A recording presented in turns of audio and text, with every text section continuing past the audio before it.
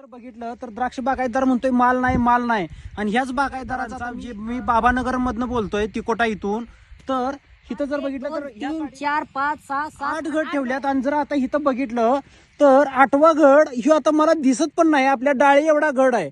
म्हणजे बागायतदारासनी त्यो एका काडीला 8 घड आहेत. आता इथं जर बघितलं तर ह्या काडीला 2, 4, 5 घड आहेत.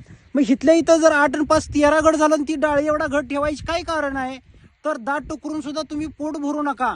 काडीला इथं 2च घड पाहिजे आणि 13 घड ठेवल्या, तर असं न करता बागायतदार मित्रांनो, आपण औषधाचा मी आता यांना घड टिकायसाठी कमीत कमी 4-5 हजार रुपयाची औषध दिली. का तर फोनवर काय करतात, बारीक गाडाचा फोटो टाकतात आणि इथं बघितलं तर आपण एवढा खर्च करून घेतोय. तर बागायतदार मित्रांनो, आपण आपल्या बागेचं आपण स्वतः नियोजन करा. स्वतः खर्च एवढा माल असताना जर बागायतदार म्हणत असतील की माझ्या बागेला माल कमी आहे, तर याच्या इतकं दुर्दैव काय नाही.